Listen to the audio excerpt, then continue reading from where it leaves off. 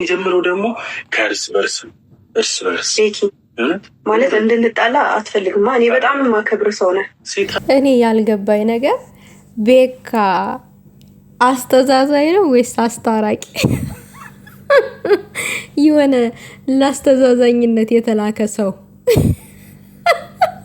ዘንድሮማ እነዚህ ሰዎች በሳቅ ሊገሉን ነው። እሺ አንተኛው አስተዛዛኝ ምንድን ነው የምትለው? ትራሱ በቀን በቀን ነው የሚቀየረው። ብርዱ ምናምን ሙቀት ያስፈልገዋል። እሺ ጓደኛ እኮ በስማ እንደዛ አይነት ምርጥ ጓደኛ አስተዛዛኝ የሆነ ለዛውም እንደዛ አስተዛዛኝ የሆነ ጓደኛ እኮ አይገኝም እንደ ቤካ አይነቱ። አንጀት ስትበላ አንተማ እኮ ሁለት ፊት እኮ ነው የምታቀጣጥረው። ይሄ ሁሉ ዳርዳር እኮ ያስፈልግም። ወደ ቀጥታው ወደ ገደለው መግባት እኮ ነው የምር። ለማንኛውም ሀይሚዬ ጠፋ ብላ ነበረ በቤካ ቤት ብቅ ብላ ላይ ቤተሰብ ያው አሁን ከመሸ ነው ያዩት። መምጣቷን ራሱ አላወኩኝም። ያው በጊዜ ነው ብሩክ መተው ነበረ በሙፍታ ቤት። ሀይሚዬ ደግሞ እንግዲህ በቤካ ቤት ቤካ ነው ይዟት የመጣው። ያው ሽምግልና ተልኮ ነው እንግዲህ ለጓደኛ ማለት ነው። አዛኝ ቅቤ አንጓች ሽምግልና ተላካ አይደለ? አቤት አንጀት መብላት ስትችልበት፣ አንጀት መብላት እንደው አሳዛኝ ታሪክ ነው።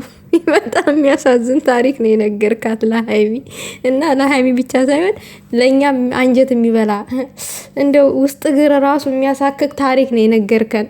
በጣም ማለት ነው ቀልዳችሁ እንደው አይጠገም። በጣም ቀልደኛ ሆናችሁ ሁላችሁም።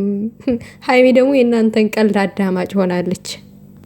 የቤካ ሽምግልና ከሁሉም የሚለየው አንጀት የሚበላበት መንገድ የሄደው ትራስ ጨርቅ በየቀኑ ነው የሚቀይረው እያለቀሰ አንቺ እየናፈቅሽው ምናምን ነገር። እንደዛ አይነት አዛዛኝ የሆነ ታሪክ ነግሮ የሚያስታርቅ ጓደኛ አለ የለም። ስለዚህ ሀይሚዬ ይሄንን አሳዛኝ ታሪክ ወደ እውነተኛ ታሪክ ቀይሪው። እንደው አንጀት እየበላ ነው ይሄ ልጅ። ሙፍታን ደግሞ አትስሚ ክፉ ሰው ነው አላለም? አቤት ማቀጣጠር፣ አቤት ማቀጣጠር። የራሱ ድምጥ እኮ ተቀባይነት እንዲያገኝ እኮ ነው የሌላ ሰው ድምጥ የሚያጣጥለው። ወይ ግን እኮ እንደዛ አንጀት እየበላ የእውነተኛ ታሪክ ላይ አንጀት እየበላ እንደዚህ የሚያቃጥር ሰው እንዳለ አትዘንጉ። ማታ እንግዲህ በር ተቆልፎባቸው ሀይሚዬ ክላስ አይደለ ያደሩት። አሽቃባጩ ቤካ ምን አለ? አንጀቴን ነው የበላኝ ማታ ስፍስፍ ነው ያደረገኝ። ብሩኬ በብርድ ሲንቆራጠጥ ያው የብሩኬ እንዴት እንደበረደው ሁኔታዎቹ እንቅስቃሴውን ምናምን ነገር እንግዲህ ቤካ ተመልካች ሆኖ ነው ያደረው ሀይሚዬ ክላስ ማለት ነው። ያው ሙፍታና ሀይሚ ቆልፈውባቸው ስለወጡ እንግዲህ ያው አንተም ካሜራማን ስለነበርክ በዛን ሰዓት ያው ለእዛም ሆነ ልክነህ ሂድበት እያልክ ነበረ ለብሩኬ። እንግዲህ ይኸው ነው ያሽቃባጭ መጨረሻው ይሄ እኮ ነው የሚሆነው። ቤካ እንዲህንን እያወቁ ነው መግባት። ጥንጀሎቹ ራሱ ያምራሉ ሲሄዱ አብሮ ናቸው ተቃቅፈው ምናምን ነገር ምናምን። እሺ ጥንጀሎቹ ስላማሩ በቃ ሀይሚና ብሩኬ ግድ መተቃቀፍ አለባቸው አይደለ? አቤት ነገሩ ያው ሀይሚዬም ገብቷታል። ነገር ፍለጋ ነው እነዚህን ሰው እነዚህ ጥንቸሎች ያመጡት ብላለች። ዝም ብሎ አይደለም። እሱም እኛም ጠርጥረን ነበረ። ቅማምዬ እንዳለችው ይሄ ታሪክ በፊልም መልኩ መጻፍ አለበት። አዎ ይጻፍ እንዴ! የተፋቀረ ሰው አይለያይም ፍቅሩ ከልቡ ከሆነ። ሀይሚዬ ሊለያዩ ይችላሉ አትበይ። በዚህ እንደዛ ላይ በጥንቸሎቹ ተስፋ ከቆረሽ በራስሽ ላይም ተስፋ መቁረጥ ስለማይቀር አይለያዩም። በቃ አይለያዩም የማለት ተስፋ ነው የማድረግ ያለብሽ እንጂ ይለያያሉ አይሰራም። ቤካ ደግሞ ያው አሳዛኝ ታሪክ ነው እየዘገበ ያለው። ጥንቸሎቹ እንደሚያምሩ ተቃቅፎ ምናምን ነገር በቃ አብሮ ሲሆኑ እንደሚያምሩ ምናምን ብርድ እንደማይነካቸው መሬቲን ካኝ ራሱ አይሉም። በቃ የጥንቸሎቹ ውበት ነው አሁን ገኖ የታየው እና ያንን በጥንቸሎቹ ላይ ያየውን ውበት በብሩኬና በሀይሚ ላይ ማየት ይፈልጋል። ብሩኬ እንግዲህ ብርድ ሲመቱ አይቶ የለ ሀይሚን በቅፉ አድርጎ ሞቆ ተሟሙቀው ማየት ነው የሚፈልገው።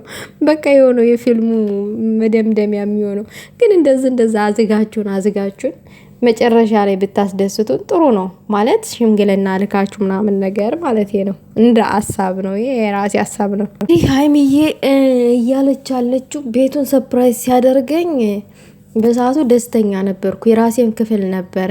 በጣም ተደስቼ ነበረ። ግን ደስተኛ ስለሆንኩኝ በሰዓቱ ደግሞ ቀልዬ ታዩት ማለት ነው ወይ? ለምን እንደዛ ያደርጋል? እሱ ጤነኛ አይመስለኝም። 5-6 ሱሪ ደራርቦ ምናምን ነገር። ቤካ ደግሞ አንቺን ለማሳመን የሄደበት መንገድ ነው። ቤካ ይሄ ማሳመን አለማሳመን አይደለም። በእንደዛ አይነት መንገድ ምን 5-6 ሱሪ ስለተደራረበ 5-6 ሱሪ ስለተደራረበ የእሱ እንትን ቀዳዳ ያጣል እንዴ? ሾልኮ መውጫ ምንድን ነው? ስለተደራረበ ምን ዋጋ አለው? እሱ ካሰበበት እንትን የሆነ ነገር ለመፈጸም እሱ ካሰበበት። ኧረ ተው ቤካ፣ እንደው ሌላ ነገር እንድናወራት አድርገን ተው እንዴ። ነገር ደግሞ ቤካ ሙፍታ መሀል መግባት የለበትም ላልከው፣ ሙፍታ መሀል አልገባም። ሙፍታ ልክ እኮ ነው። እኛ ያልነውን ነገር ነው ያለው። እሱ ሽምግልና ላክ አለ እንጂ ሌላ ምንም አላለም። መሀል ደግሞ አልገባም። መሀል የገባው ደግሞ ለማስታረቅና ነገሩን ለማቅለል ለመፍታት ነው መሀላቸው የገባው እንጂ በስነ ስርዓቱ በእርግጥ በሌላ ነገር ቢሆን መሀላቸው የገባው ልክ አይደለም ልንል እንችላለን። አሁን ላይ ግን ሙፍታ እያደረገ ያለው ነገር እንደኔ ቤተሰብ ተተቀየማችሁኝም ተቀየሙኝ እንጂ ሙፍታ እያደረገ ያለው ነገር ልክ ነው ለእንደኔ ማለት ነው።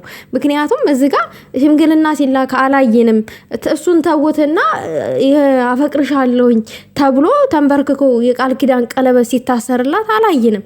በእርግጥ ስጦታ ወርቅ፣ ስጦታ መስቀል እምነቱን ሰጥቷታል በእርግጥ ማለት ነው። ነገር ግን ደግሞ እምነት ተሰጠ ማለት ከምንም በላይ ደግሞ ቃል ኪዳን ቀለበት ያስፈልጋል። የቃል ኪዳን ቀለበት። ስለዚህ ይህን ሁሉ የፍቅር ጥያቄ በሚዲያ ያየነው ነገር የለም። ስለዚህ ይሄ ሁሉ ያልጨረስነው ነገር አለ ያለችውም እነዛ አይነት ነገሮችም ሊሆኑ ይችላሉ።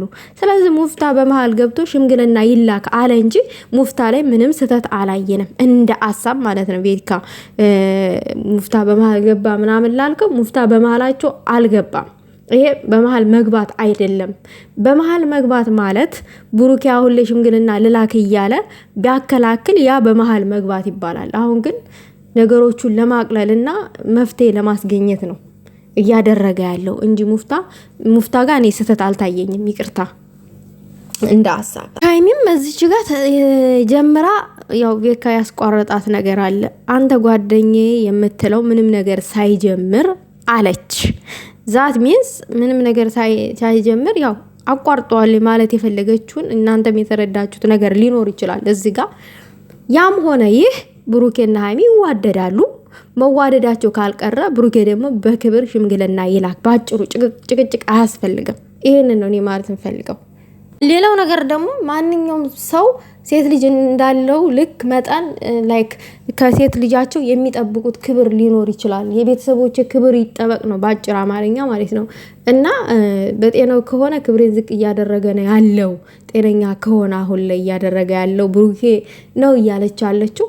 እኔ ግን እዚህ ላይ ፈራጅም ወቃሽም ነቃፊም ልሆን አልችልም። እስክሎር አድርጌ ነው የማልፈው ይሄንን ሀሳብ። ምክንያቱም ብሩኬ ጤነኛ ነው፣ ብሩኬ ጤነኛ አይደለም ማለትም አልችልምም፣ ነውም ማለት አልችልምም። ምክንያቱም ልክ ነው ያልኩበት ፓርት ስላለ ማለት ነው። ሀይሚ አጠገቡ እያለች የራሱ የሚላት ለነገ የሚያስባት ልክ ያልሆነበት መንገድ ሽምግልና ሳይልክ አብረን እንደር ማለቱ ነው።